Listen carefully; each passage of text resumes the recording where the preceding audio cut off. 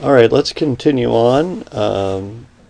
Basically, what the experiment that I was going to do was to delete this file. So, just in case I want to take a look at it later, I'm going to copy that to a safe place. I'll put that on my desktop, and then I'm going to delete this file. It's the data store indices.xml. My claim was that this is auto-generated by the Google App Engine plugin. Let's try that. So we'll delete that, and it has unsaved changes. That's okay. There, we've done it. We have in fact deleted that that configuration file. Now let's go ahead and relaunch the application and see where that leaves us. So I don't see any error messages there. And let's go to let's go back to the application. This is the local host. This is the data store viewer that's running on the local host. I'm just going to refresh that. And if you look at this, when we click Show Indices, you'll see that it is in fact empty. And if we go here, let's see if we do a refresh operation. Let's see if that configuration file has been created. It has not yet been created. You'll see there is no indices in here. So the data store viewer, there are these entities. Now if we go back to here's the running application. If I refresh, that means I'm going to interact with the data store in some way. Let's take a look at that. Maybe. So I know that I'm retrieving objects here. Let's see if we get anything out of that. Let's take a look. We show there it is. There's the nickname index right off the bat. We go into Eclipse. Let's select refresh. And where is that? There it is. And we should see that the configuration file is not yet present. Here's the app generated data store. This is data store indices auto generated. That's what's going on. Here's the auto generated data store indices, and so here we're looking up against nickname. That's because somehow in the application that's needed. Let me take a look at that. Let's see. We'll go in here. Basically, we came into this this home servlet, and this is not a good place to look, because the JSP file here has this function that called list messages, which is invoked on this view object, and we send a let's take a look there. We do all of this list. Oh, that's on the view, and here is the controller. This is initialization. Here we get the message list. So we send in a request for get message list, and that's going to send a request to this get message list servlet. And the get message list servlet, it's a do post, and so what happens when that comes in? We call this method send message list, and that will basically do all of this. So on the message object we call get all. Let me go to the open declaration. And look at this. In this get all function, which is invoked, we're calling add sort. So we create this a query object here with a constructor for the query class. And we say that we want to query the data store, and we're looking for the this kind. Entity kind is a variable that's defined up here. Entity kind is simply a variable that's set to message. So that's the kind of entity that I want to retrieve through this query, and this is the key to the parent of the entities that I want. So actually, in this application, all the messages are organized under a single parent entity. This is the key that references that one single parent entity. And let me show that what that looks like up here. This is where we get the parent key. Here's the parent key is defined here. It's of type key. And I know it's a little hard to follow this, so I think that I'm going to skip over that for now and come back later. But you'll see here that that this call to the query constructor creates a query object. It doesn't yet, just creating the query object just sets us up to do the query. It doesn't actually execute the query. We execute the query here when we invoke add sort on that created query object. So here we're saying we want everything that matches according to our query. Basically, we want all entities of this kind that are that have that as a parent.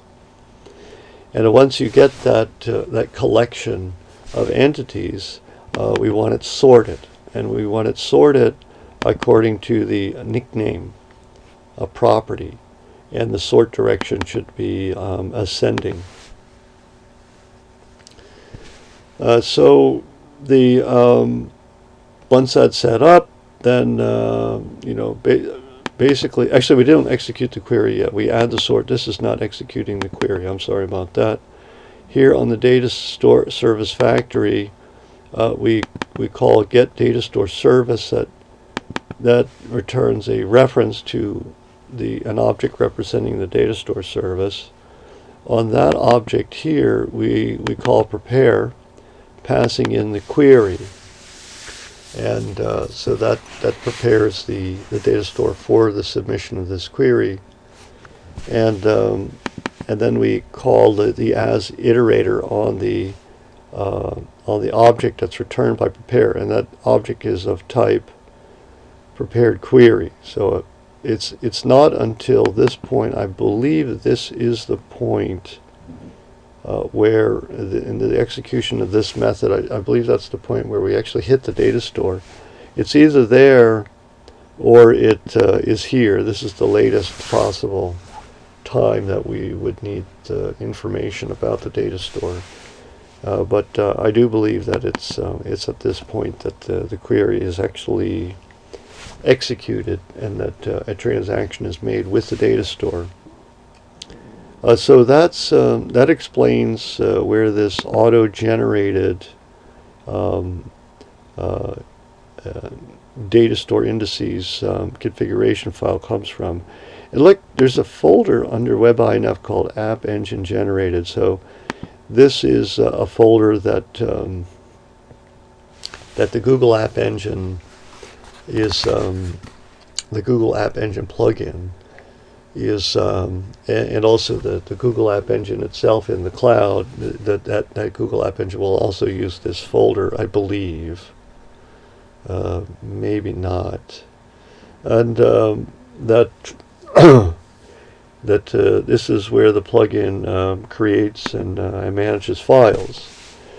Now, as we saw in the file that I took out of here, I had an index defined for the nickname property on the message entities, but I also had another index defined for the for another attribute of the message entities. But that has not yet been created, and I believe that what we can do is trigger the creation of that index by running some code that requires the index to be created. Let's take a look at what that might be. So if I go to the application and do something like, say, delete message. If I click on delete message, to me, the logged in user is trying to delete their particular message.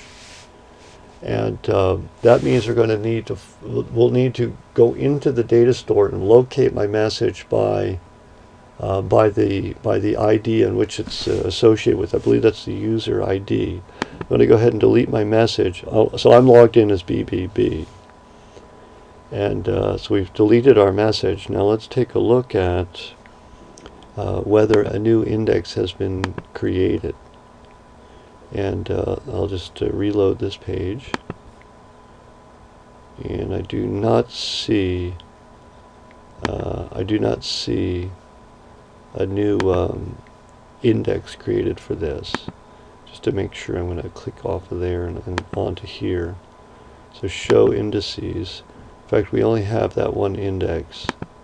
All right, let's keep going here. Let's log out. Check the messages again. This time I'm going in as BBB. And just to check here, I think I'll clear that still there is no additional index yet. Let's log in as BBB. And once again, I'm going to check that. No additional index created. So let's create a message. We're going to call it 123. Not call it 123, but have that be the message. Now that message is associated with BBB. And let's take a look at this. And I don't see anything in there. So maybe that other index is, in fact, not needed. And if I go to here, and let's go ahead and refresh. And this file has remained unchanged. Apparently, there's no need for any other indices based on the code I've run already. All right, but there's still quite a bit more code to look at here, and we may need to get to that, of course. All right, so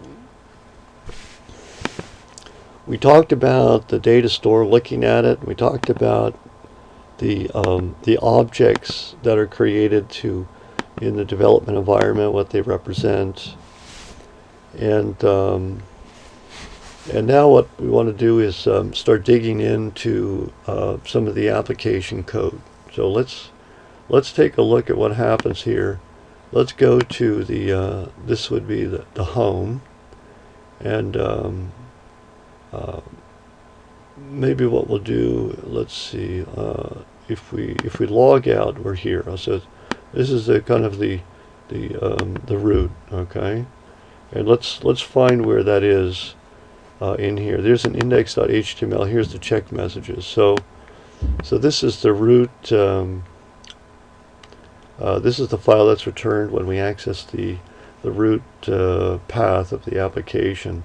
And we can see that in the web.xml file. It should be a welcome file. There it is right there. Here's the welcome file, and that is that index.html file.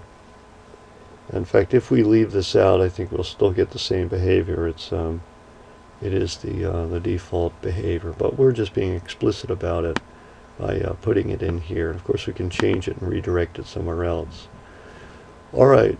So now, as you can see, when we click this link, we're going to send in a request for home. All right. Now, what happens when we go in to look at home? Let's look here. Here's the serval path /home. So we're going to send in a request that matches that URL pattern, and that request will then be delegated to the home servlet. And the home servlet, we need to look that up. That is right here. This is the servlet named home, and that servlet is an instance of this class, home servlet. And so let's take a look at what happens when we send in a request for that home servlet. So it's a GET request, so we have a doGET method on the servlet. And there is the request object. What we do here is we reach into the request object. We call its getAttribute method.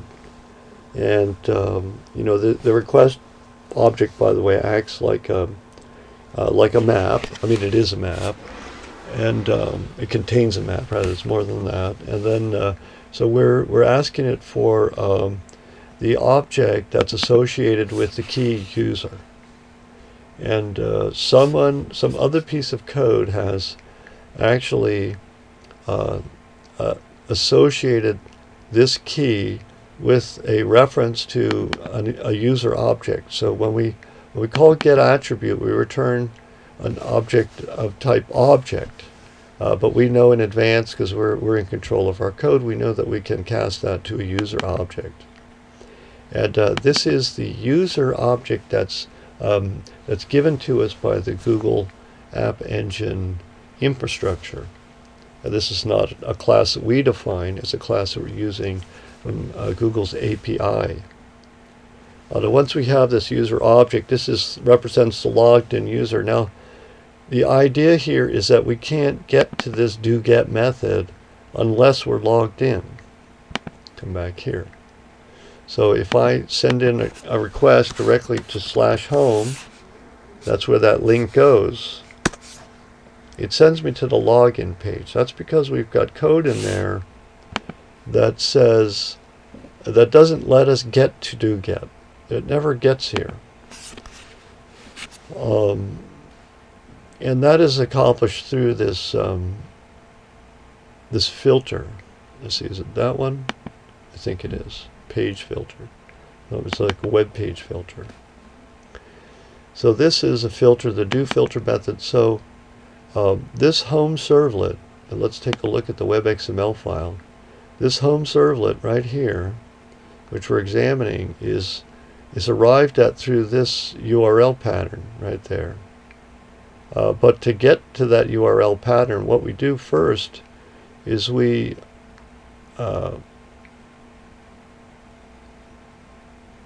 there it is, that's that /home. What we do is we have to pass through a filter.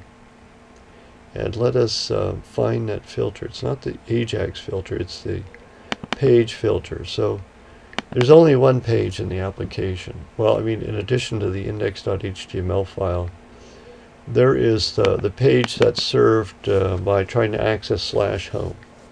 So there we're trying to pass into a servlet. And but we're intercepting that request. And so this is a filter mapping. It's different than a servlet mapping. And so if the incoming request matches this URL pattern, which it does in our case, then we have to pass through the page filter. If we successfully pass through the page filter, then the request is then handed over to the home servlet, which is associated with the same URL pattern. So this page filter, when the request comes into the page filter, it arrives to us through this first argument in the doFilter method. And so what we do there is, well, the first thing we do here in the code anyway, we're taking that request object, which is of type servlet request, and we're casting it here to an HTTP servlet request.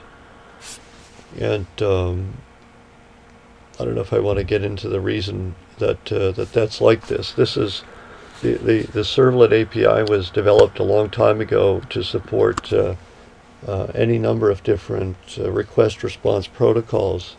The only protocol I've ever seen it used for is HTTP. And so, in fact, we didn't need this higher level abstraction of servlet request. But anyway, that's the way the API was originally designed. It was intended to support more protocols, which it may do, but which I've never seen used in practice. So I believe it is uncommon if in fact it's used. So in any case, we're getting a servlet request object. We know we're inside of a web server environment. The request is an HTTP request. Therefore, we can cast it to this HTTP servlet request reference. So now we have a reference I call HTTP request. I do the same thing with a response. We have a generic servlet response object. We cast it to an HTTP servlet response instance or pointer or reference. Now here on the user service factory, that this is a class provided by Google. We call the get user service. We get the user service, and then the user service we use to get the current user. If the user is logged in with Google, authenticated through Google, get current user will return an instance of the user class. If, on the other hand, the user is not authenticated, it will return null. So we test for null here in the next line. And if the user object that's returned is in fact null, then we know that the user is not authenticated. If they're not authenticated, we're going to send them to the login page. This line does that. This sends the browser to the login page. On the other hand, if the user object is not null, that means the user is logged in, then we're going to do this other business. And there's some security code in here we're going to talk about in a moment. That's for guarding against the cross-site reference forgery attacks. We can ignore that just for now. Actually, it's these two lines right there. And instead, we'll look at this one line here. The user object that we got from Google, that's where we set it in the pointer to it in the request object. We do that right here. So we call set attribute, and we're saying this, we want an attribute called user. We want its value to be a reference to that user instance that we got from the Google interface. So that's how the user object gets into the request object. Remember, in the home servlet here, we do where do we do that? We do it right here.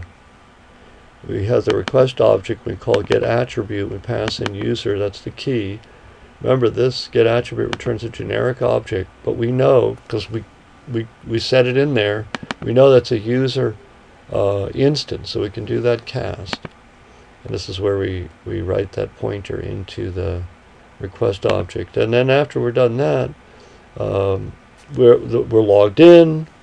We created the CSRF token. We put that in the request class, and we put the we put this in there as well. You know, actually, these two things are have an identical effect. This could also have been the same HTTP request. We didn't need two different versions of that, so I'll just put that in like that. You'll see the asterisk up there. I'm going to save that change, and we'll see if that gets deployed. Actually, it doesn't matter. Those are essentially equivalent, because the set attribute method is in fact defined in the abstract class servlet request, so we don't need to cast down to a HTTP servlet request to get that that functionality. So we set these two attributes in the request object, and then here we call do filter on chain. Chain got passed in. Chain is the third argument to our do filter function. And that sends the execution, ultimately, not directly, but indirectly, it sends execution to this do-get method. So the do-get method, once again, is only going to run when the user is fully authenticated. If the user is not authenticated, we never get to the do-get method, because we execute this code here, which is to redirect the server, the browser rather, to the login URL. this is the function that we call on the response object. This is the HTTP response object. We call send redirect. That causes the server to reply to the browser with a redirection code and information about where it needs to go, the new URL which it should go and retrieve. So basically what we do there is we pass in the URL here. So this is the send redirect method takes a URL. Now what I've highlighted right there is the URL where we want to send them. And so when we send in that request, you'll see that this URL right there is where we redirected this browser. That URL is returned by this code that's executed here. Look at the function. Create login URL. That function returns what we're looking at here in the browser. That function returns that string right there. And this function is called on the user service object. Now this user service object, remember that came from the Google API. So it's a Google resource that we're using.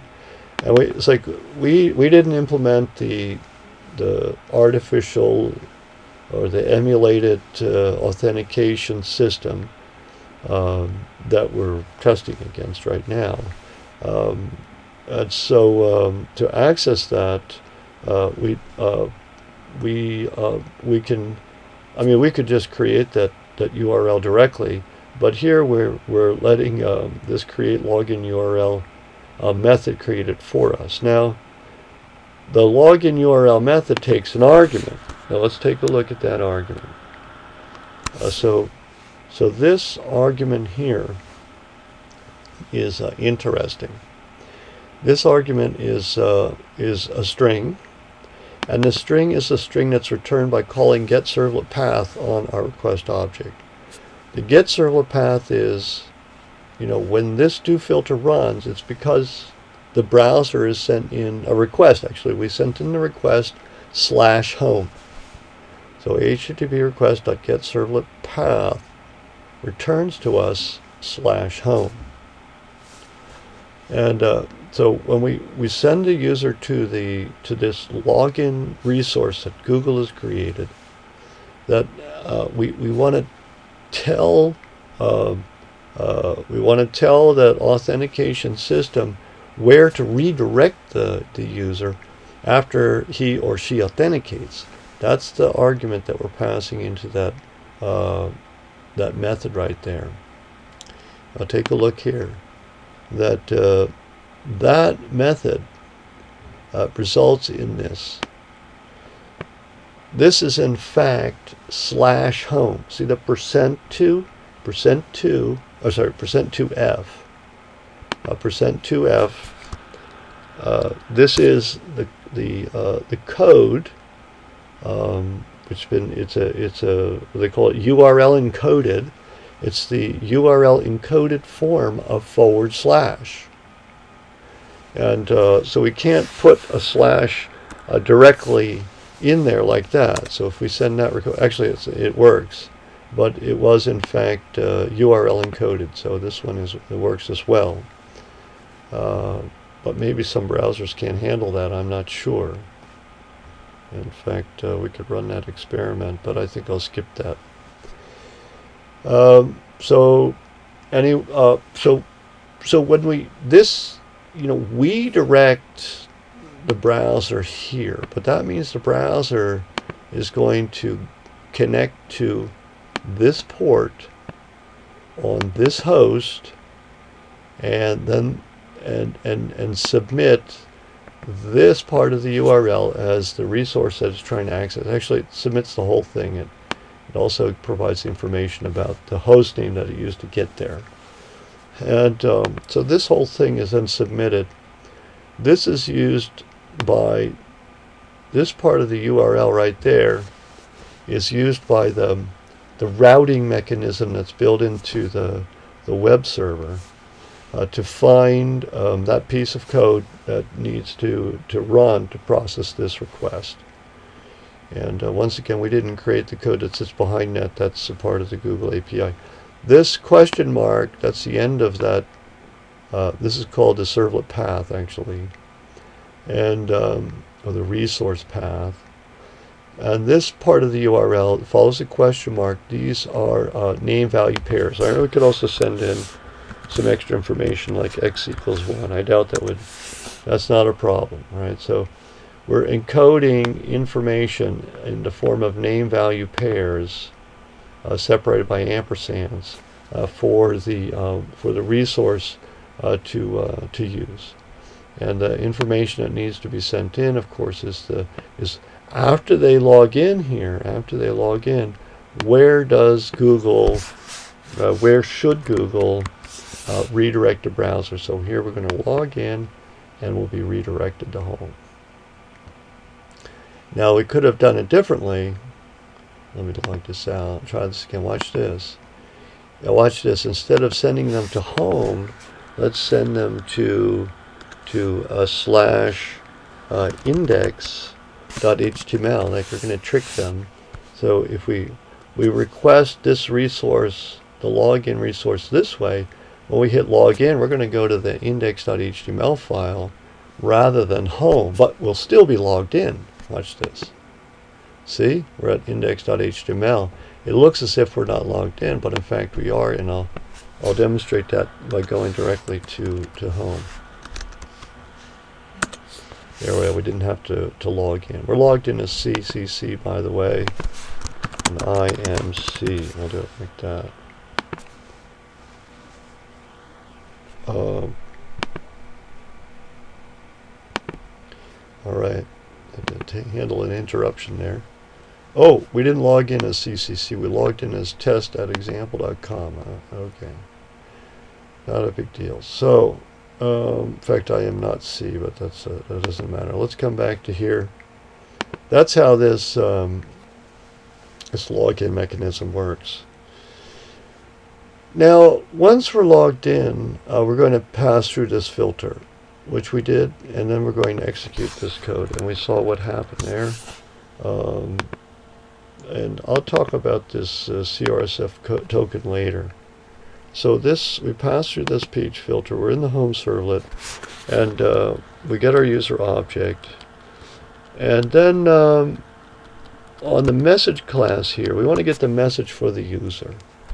And we do get by user ID. And we pass in this the user object has got an ID. That's a method provided by Google.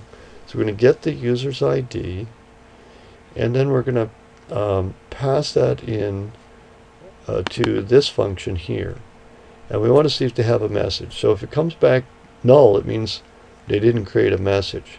And I have a little attribute here, user message exists. We'll set that to false. If this returns not null, it means user message exists is true, and it just means that we have a user message. And if there is no user message, that's the thing. If we delete here, because we have a user message, we show the delete message button. But if we delete our message, we want to show the create message button. So this is part of understanding which of the two buttons to render in the web page. So we set that in this request object, and then we forward execution to this JSP file right here. Let's take a look at that. There it is, home.jsp. And here we embed the CSRF token, and which we'll talk about later. Here we embed this information about whether the user message exists or not. And this is script. Okay, so this is this here, actually this right there, this runs on the server side. This is an expression called the expression language that's used in JSP to insert the value of this attribute, which is within the scope of this JSP. It's in what's called request scope. That's where we put it. It finds it there, and sets it into the page. In fact, once it sets it into the page, when the JavaScript ultimately runs, this JavaScript variable will be set to this token. It's the same thing here. This expression here is evaluated on the server side, and that true or false value here is then right here is associated with that attribute. So here we're accessing the attribute. This becomes part of the HTML, which is then sent to the browser. Now when the browser runs and this script section is evaluated, this attribute will be set to, the following the colon will either be true, TRUE, or false, FALSC, based on what happened on the server side. So the distinguishing between what's going on the server side, what's going on the client side is an important and essential distinction to make when you're writing web applications. Now, this whole block of code here is an object. So we're defining an object called view. So we do var view equals, and then we start the definition here with that brace, and we end the definition with this brace right there. So this is the definition of an object.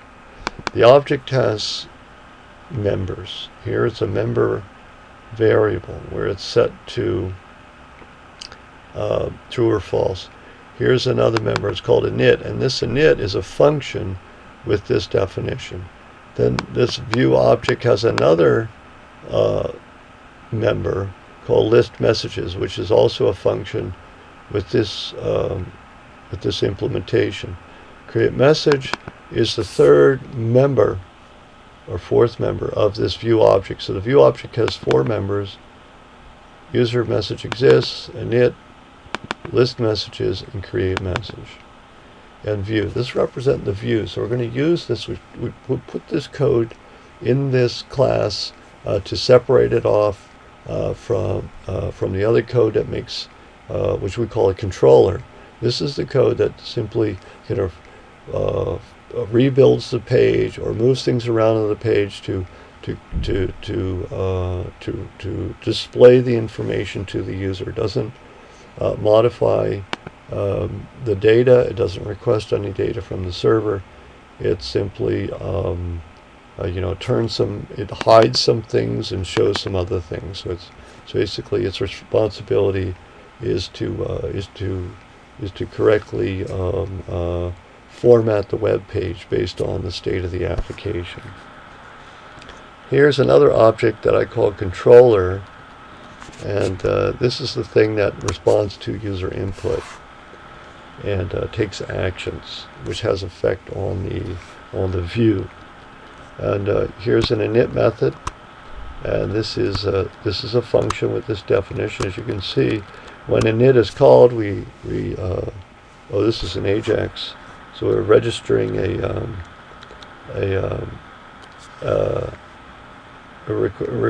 registering a function that runs before every Ajax invocation.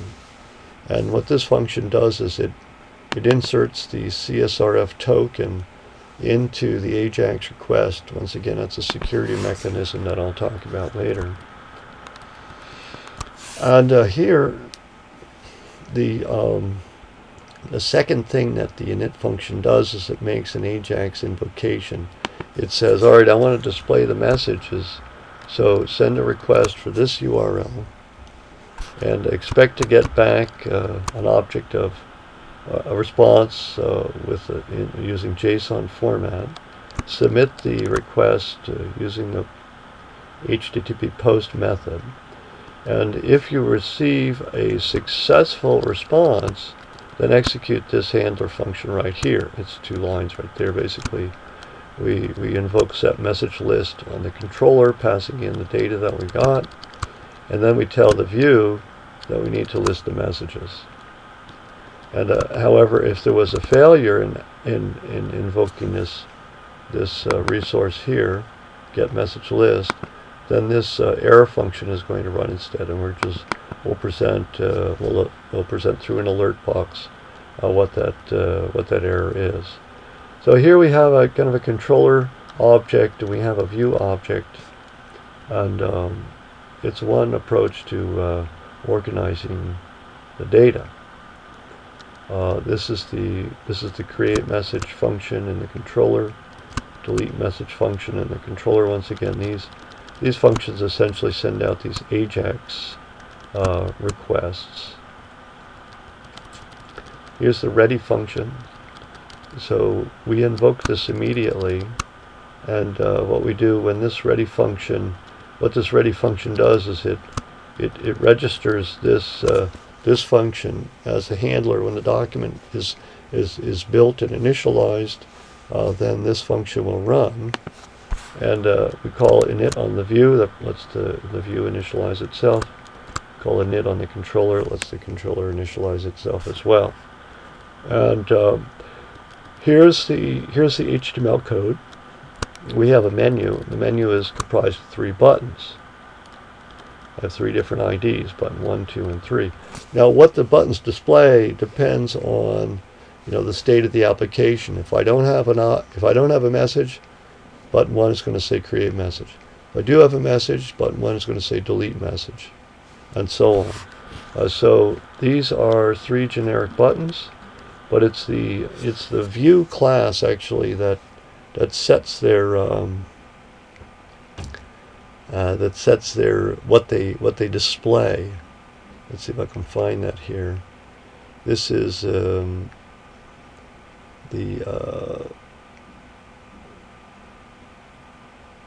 somewhere in there. Oh, here it is. Here's button 1.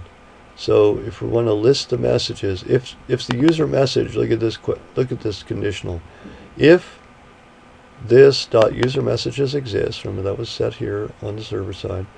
If that's true, if a user message indeed exists, then on button 1 we're going to set its text content to delete message. And in addition to that, we're going to set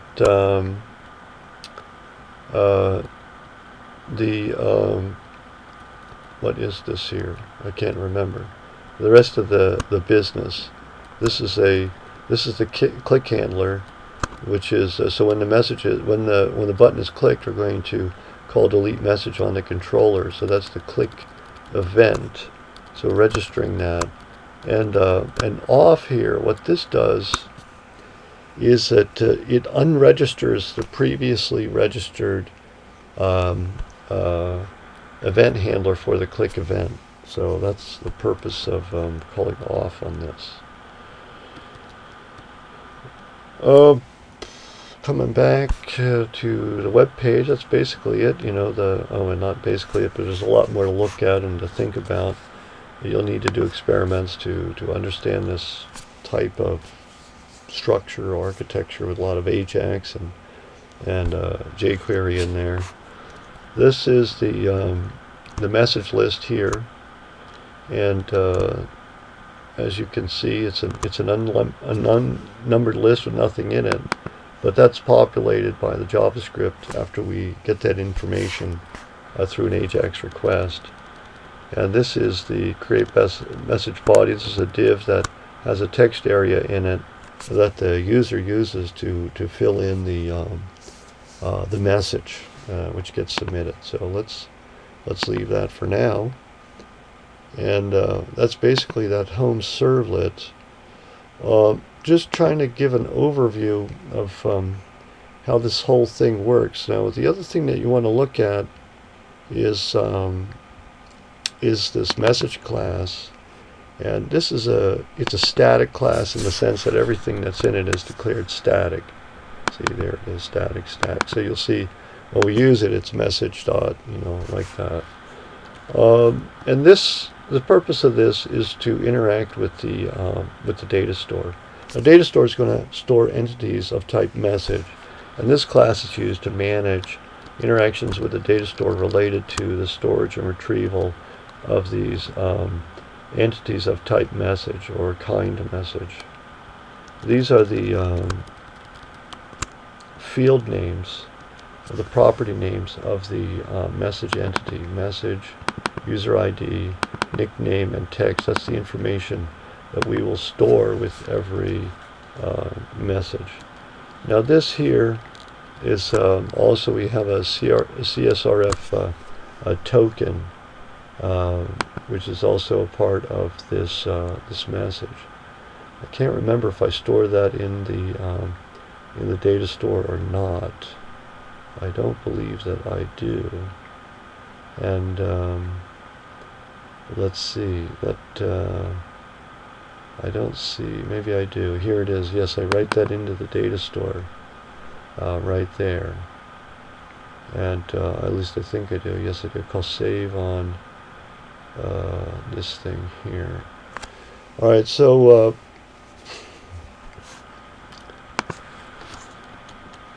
it's kind of self-explanatory. You need to read through it and figure it out. Here's a static code block. This will run when the class is first initialized, and we're basically setting up this stuff that's not going to change throughout the lifetime of this class. And we create a query. What we do is we get the parent key. So we need to know the parent key, and we find the parent that's in the parent of all the messages. We need to find that in the data store. If we don't find it, it turns out to be null, which is right here. Then we need to create the parent. So the first time you say deploy the application, this code will in fact create a parent for you. The other way to do it is to pre-create the parent before you do any deploying. But that's, I think this is an easier approach. But anyway, it is code that runs every time the class is loaded, which is not going to be very often.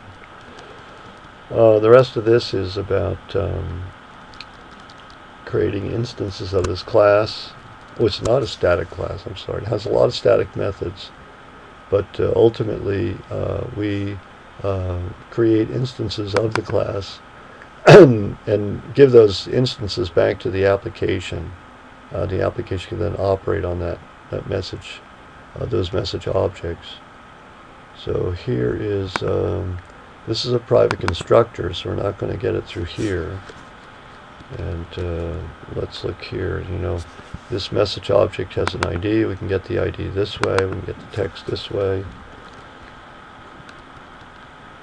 and so on. So this is creator update.